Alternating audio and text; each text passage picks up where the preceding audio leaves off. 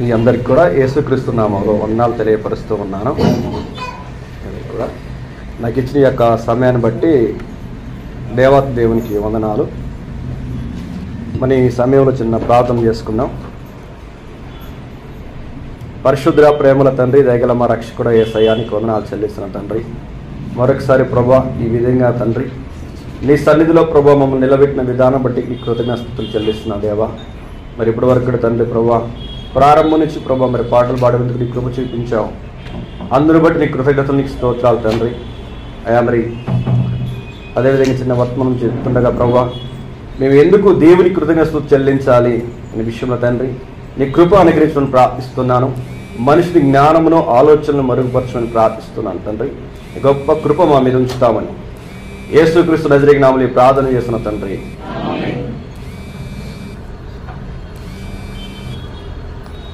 దేవుని యొక్క ప్రేమను బట్టి, దేవుని యొక్క కృపను బట్టి మనం ఎంతగానో దేవునికి మన కృతజ్ఞతలు చెల్లించే వ్యక్తులమై ఉన్నాం. కృతజ్ఞత అనే ఒక మాట అట బైబిల్లో రిఫరెన్స్తో 100 సార్లు రాయబడి ఉందట. 100 సార్లు దేవునికి ఏ విధంగానే సరే మనం కృతజ్ఞత కలిగి జీవించాలి, ఏ విధంగానే సరే కృతజ్ఞత కలిగి మనం బ్రతకాలి అనే విషయం 100 సార్లు రాయబడినట్లే మనం చూస్తూ ఉన్నాం. అది ఈరోజు నేను 3 విషయాలు మీకు చెప్పాలని ఆశపడుతూ ఉన్నాను.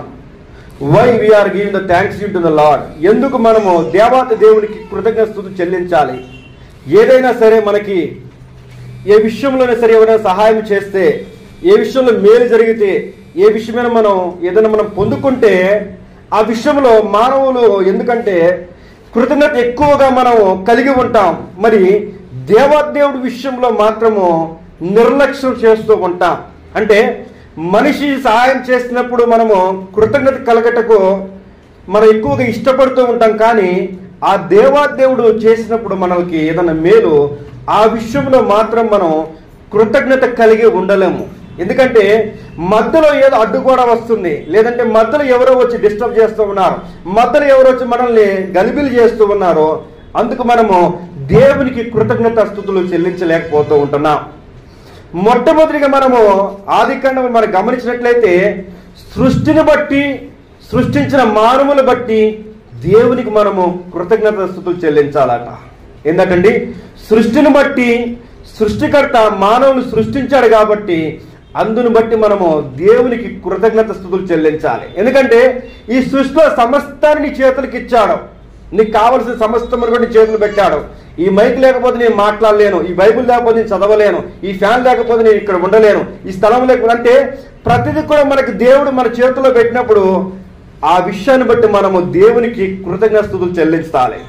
అందుకని ఆదికాండం మనం గమనించినట్లయితే దేవుడు చూడండి, ఒకసారి మనం ఆదికాండం 2వ అధ్యాయం 26-27 వచనంలో ఆయన ఏ విధంగా మనిషిని సృష్టించాడో, ఏ విధంగా మనిషిని ఆయన చేసి ఉన్న విషయాన్ని మనం చూస్తూ ఉంటాం.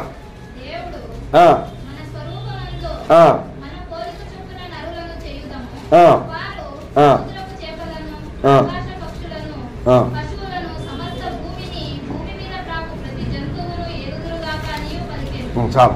నేను ఇక్కడ చెప్పవలసిన విషయం ఏంటంటే God creates his own image. దేవుడు తన పోలిక చొప్పున మానవులు చేసినందుకు మనము ఏం చేశాం? దేవుని మనం కృతజ్ఞతలు చెల్లించామా? లేదు. కానీ దేవునికి అవిధేయతను చూపించి దేవునికి విధేయతను మనం చూపించాల్సిన సమయంలో దేవునికి డిసొబీడియన్స్ మనం దేవుని త్రోసిపుచ్చి మనం జీవిస్తూ ఉంటున్నాం. మనం చాలాసార్లు ఈ పుస్తకం చదువుతూ ఉంటాం, చాలాసార్లు పాస్టర్ గారు మనకి ఎన్నోసార్లు చెప్తూనే ఉంటాడు, ఎంతోమంది తీసుకొస్తూనే ఉంటాడు. ఆయన తీసుకొచ్చి మనతో చెప్పిస్తూనే ఉంటాడు వాక్యాలు. ఏమని? అవ్వ ఆదములు పాపం చేశారు, అవ్వ ఆదములు పాపం చేశారు, ఈ విధంగా మనం చెప్తూనే ఉంటాం. కానీ వారేమో చేశారు, అయిపోయింది. కానీ మరలా మనం ఏ విధంగా ఉన్నాం, మరలా ఏ విధంగా జీవిస్తూ ఉంటున్నాం? సృష్టికర్త ఆయన తెలియపరుస్తున్నాడు, మిమ్మల్ని నా పోలిక చొప్పున చేసుకున్నాను, అందుని బట్టి మీరు కృతజ్ఞత కలిగి ఉండాలి. మన పిల్లలు ఏదన్నా మంచి పనులు చేసినప్పుడు మనం వాళ్ళు అప్రిషియేట్ చేస్తూ ఉంటాం, వాళ్ళు మనం ఓదార్స్తూ ఉంటాం, లేదంటే గిఫ్ట్ ఇస్తూ ఉంటాం. అదేవిధంగా మనము దేవుని నుండి ఆశీర్వాదాలు పొందుకుంటాం, కానీ తిరిగి మనము దేవునికి కృతజ్ఞత స్తుతులు చెల్లించలేకపోతూ ఉంటున్నాం. అందుకని ఈరోజు మనం నేర్చుకోవాల్సిన విషయం ఏంటంటే ఆయన సృష్టించాడు సృష్టిని, ఆ సృష్టిని ముందు పెట్టాడు. ఆ సృష్టిలో నిన్ను కూడా తన పోలిక చొప్పున తన స్వరూపంలో ఆయన సృష్టించి నీ ముందు పెట్టాడు. అందును బట్టి మనము దేవునికాట కృతజ్ఞతలు చెల్లించాలి. ఇది మొదటి ఆ విషయం మనం చూస్తూ ఉంటున్నాం. ఈ మొదటి విషయంలోనే పడిపోయారు. ఈ మొదటి విషయంలోనే వారు డిసొబీడియన్స్ చూపించారు, దేవునికి అవిధేయత చూపించారు. అవిధేయత చూపించినప్పుడు దేవుడు అక్కడితోనే ఆపలేదు, అక్కడితోనే విడిచిపెట్టలేదు, అక్కడితోనే త్రోసిపుచ్చలేదు. మనం ఏదుమ్మ తోటల నుంచి త్రోసిన తర్వాత మరలా దేవుడు మరలా వాళ్ళు కలుస్తూనే ఉన్నాడు, వారితో పరిచయం పెంచుకుంటూనే ఉన్నాడు, వారి దగ్గరికి ప్రభుత్వం పంపిస్తూనే ఉంటున్నాడు. ఎందుకు? నిన్ను నా పోలిక చొప్పున చేసుకున్నాను కాబట్టి, నిన్ను నా స్వరూపంలో చేసుకున్నాను కాబట్టి, అందును బట్టే మనము దేవునికి కృతజ్ఞతలు చెల్లించాలి. రెండో విషయం మనం గమనించినట్లయితే మనకాట క్షమాపణ విమోచన ఇచ్చాడట. అది నజరేయుడైన యేసుక్రీస్తు ప్రభువుల వారి ద్వారా మనకిచ్చినట్లు మనం చూస్తూ ఉంటాం. అదే మనం యోహాను సువార్తను మనం గమనించినట్లయితే అక్కడ 3వ అధ్యాయము 16వ వచనం ఉంటుంది. ఎఫెసీ రాసిన పత్రిక 2:4-5 వచనాలు మనం గమనించినట్లయితే అక్కడ కూడా మనకి తెలుస్తూ ఉంటుంది. దేవుడు తన యొక్క ప్రేమను ఏ విధంగా కనపరుస్తూ ఉన్నాడు, తన క్షమాపణను ఏ విధంగా మనసుకు చూపిస్తూ ఉంటున్నాడు. యోహాను సువార్త 3:16 మనం చదివినట్లయితే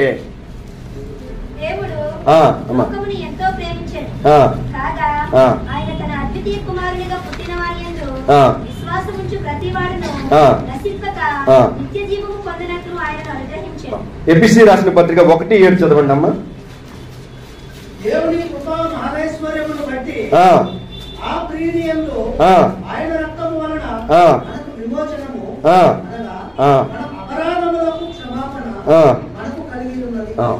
చూడండి, ఇక్కడ ఆయన మనకి క్షమాపణ అనేది ఇచ్చినట్లు మనం చూస్తూ ఉంటున్నాం.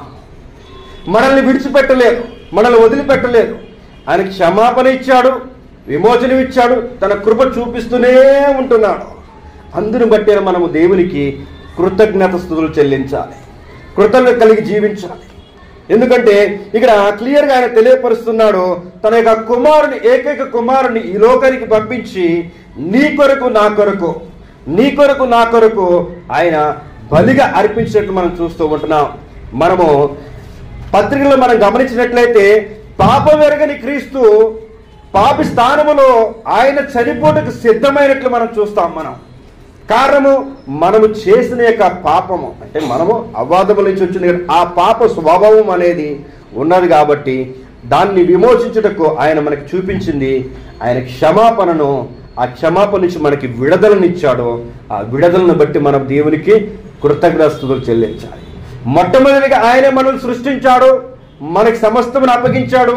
ఆ అప్పగించినప్పుడు మనము దేవునికి అవిధేయతను చూపించాం, విధేయతను చూపించలేం, మనం అవిధేయతను చూపించాం. కాబట్టి మరలా ఆయన తన ప్రేమను కనపరచాలి, కాబట్టి మరలా వారిని దగ్గర తీసుకోవాలి. కాబట్టి తన కుమారుడు ఏ విధంగా ఏదో ప్రేమిస్తాడో, కోడి తన పిల్ల ఏ విధంగా దగ్గర తీసుకుంటుందో ఆ విధంగా ఆయన మార్గాన్ని సిద్ధపరిచాడు. నజరేయుడు యేసు ప్రభువుల వారి ద్వారానే ఈ లోకానికి ఆయన పంపించి నీ కొరకు నా కొరకు ఆయన్ని బలిగా అర్పించాడు. అందుకనే పాపం మెరగని క్రీస్తునాట నీ కొరకు నా కొరకు పాపిగా ఆ పాప స్థానములో పెట్టినట్టు చూస్తూ ఉన్నాం. ఆయన మనకి విమోచన ఇచ్చాడు కాబట్టి, మనకి రక్షణ ఇచ్చాడు కాబట్టి, మనకి క్షమాపణ ఇచ్చాడు కాబట్టి, మనకు కృపను ఇచ్చాడు కాబట్టి మనము దేవునికి కృతజ్ఞతాస్తుతులు మనము చెల్లించే వ్యక్తులమై ఉన్నాం. మూడో విషయం మనం గమనించినట్లయితే ఆయన త్యాగాన్ని మనం చూస్తూ ఉన్నాం, ఆయన యొక్క పునరుద్ధానాన్ని మనం చూస్తూ ఉన్నాం. క్రైస్తవుల్లో మనం యేసు ప్రభువుల వారు జన్మించడం ఎంత ప్రాముఖ్యమైనదో, యేసు క్రీస్తు ప్రభువుల వారు చనిపోయి ఆయన తిరిగి లేచి పునరుద్ధానుడయ్యే విషయము చాలా ప్రాముఖ్యమైనది. అందుకనే కొరింథీ రాసిన పత్రిక మనం గమనించినట్లయితే 1వ కొరింథీ రాసిన పత్రిక 10వ అధ్యాయము 3వ వచనమును మనం గమనించినట్లయితే అక్కడ అపోస్తలుడైన పౌలు గారు క్లియర్గా యేసు ప్రభు యొక్క పునరుద్ధానము గురించి ఆయన తెలియపరుస్తూ ఉంటాడు.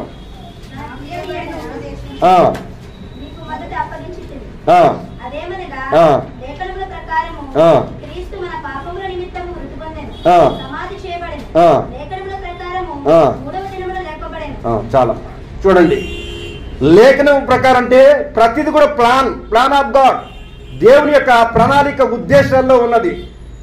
ఆయనే సృష్టించాడు, ఆయనే సమస్తం చేతికి అప్పగించాడు, మనం దేవునికి అవిధేయత చూపించాం, అవిధేయత చూపించే ఆయన విడిచిపెట్టలేదు. మరలా మనల్ని దగ్గర తీసుకోవడానికి తన కుమారుని ఈ లోకానికి పంపించి ఈ మనుషుల చేతికి అప్పగించి ఆయన చంపించాడు. మరలా తిరిగి ఆ యొక్క కుమారుని ద్వారానే నిన్ను నన్ను పునరుద్ధానుడిగా మరలా ఆయన తిరిగి లేపినట్లు మనం చూస్తున్నాం. అందుకనే అపోస్తలుడైన పౌలు గారు క్లియర్గా తెలియపరుస్తూ ఉన్నాడు, నాకు ఇవ్వబడిన ఉపదేశం అని తెలియపరుస్తూ ఉన్నాడు ఆయన. ఏంటా ఉపదేశం అంటే, క్రీస్తు నా పాపం నిమిత్తం చనిపోయాడు, నా దోషం నిమిత్తం చనిపోయాడు, ఇదిగో నా నిమిత్తం చనిపోయాడు కాబట్టి ఆయన నిన్ను స్తుతిస్తాను, గణపరుస్తాను, ఆయన నేను కృతజ్ఞత కలిగి ఉంటాను, ఆయన సువార్త ప్రకటిస్తాను అంటూ తాను అల్పెరగని వీరుడుగా తన జీవిత కాలమంతా కూడా ప్రయాణంలో తన ప్రాణం పోయేంత వరకు కూడా అపోస్తలుడైన పౌలు గారు బ్రతికినట్లు మనం చూస్తాం. అందుకని అపోస్తలుడైన పౌలు గారు అంటూ ఉంటాడు, బ్రతుకుడ క్రీస్తు, చావైతే మేలన్నాడు, లాభం అన్నాడు. మనం చూస్తూ ఉన్నాం. అంటే అందును బట్టి మనం కృతజ్ఞత కలిగి ఉండాలి. యేసుప్రభువు వారు నా కోసం త్యాగం చేశాడు కదా, ఆ త్యాగాన్ని బట్టి మనం కృతజ్ఞత కలిగి ఉండాలి. యేసుప్రభువు వారు నా కొరకు తాను దెబ్బలు తిన్నాడు కదా, నా కొరకు దూషింపబడ్డాడు కదా, నా కొరకు కొట్టబడ్డాడు కదా, నా కొరకు ఈడ్చబడ్డాడు కదా, నా కొరకు ఏం చేయబడ్డాడండి, హింసింపబడ్డాడు కదా, హేళన చేయబడ్డాడు కదా, ముళ్ళ కిరీటం పెట్టబడ్డాడు కదా నా కొరకు. అందుని బట్టి మనము దేవునికి కృతజ్ఞతలు చెల్లించాలి. నా కొరకు ఆయన మరలా పునరుద్ధాడయ్యాడు, మరలా రాబోతూ ఉన్నాడు. అందుని బట్టి మనం దేవునికి కృతజ్ఞతలు చెల్లించాలి. అందుకే ఈ 3 విషయాలు ఈ ఉదయకాల సమయంలో మనం జ్ఞాపకం చేసుకుందాం. మొట్టమొదటిగా దేవుడే మనల్ని సృష్టించాడు, ఆ సృష్టిని మనకి అప్పగించాడు. అయితే ఆ సృష్టిలో మనము అవిధేయతను చూపించాం కాబట్టి ఆ అవిధేయత వదిలిపెట్టలేదు. కానీ ఆయన మరలా మనల్ని దగ్గర తీసుకోవటానికి ఆయనట క్షమాపణ, విమోచన అనేది మనం చూస్తూ ఉంటున్నాం. అంటే మన పాపములు క్షమించినట్టు మనం చూస్తూ ఉంటున్నాం, మన దోషములు ఆయన క్షమించినట్టు మనం చూస్తూ ఉన్నాం, ఆ యొక్క పాప మార్గం నుంచి మనం విడిపించినట్లు మనం చూస్తూ ఉంటున్నాం. అందుకనే తన కుమారుడిని ఈ లోకానికి పంపించి, ఈ మానవ లోకానికి పంపించి ఆయన నిన్ను నన్ను విమోచించుటకు తను అప్పగించుకున్నాడు. ఆయన మన స్థానంలో చనిపోయాడు. ఆయన చనిపోవడమే కాదు ప్రియమైన దేవుని బిడ్డలారా, ఆయన తిరిగి మరలా పునరుద్ధారుడై లేచి ఉన్నాడు. అందుని బట్టి మనము దేవునికి కృతజ్ఞతాస్తుతులు చెల్లించాలి. అందుకనే మొట్టమొదటి చెప్పిన బైబిల్ గ్రంథంలో మీకు 100 సార్లు రాయబడింది కృతజ్ఞతలో, 100 సార్లు. మనం ఒకవేళ సంవత్సరానికి 50 ఆదివారాలు ఉంటాయి.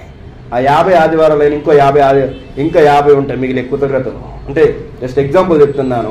అంటే ప్రతి సమయంలో మనం ఏ విధంగా సరే దేవునికి మనము కృతజ్ఞత కలిగి జీవించినప్పుడట మనము దేవుని యొక్క నామాన్ని మయంపరిచే వ్యక్తులుగా ఉంటాం. అందుకని ఈ చిన్న మాటలు దేవుడు దీవించిన గాక ప్రార్థన చేస్తున్నాం.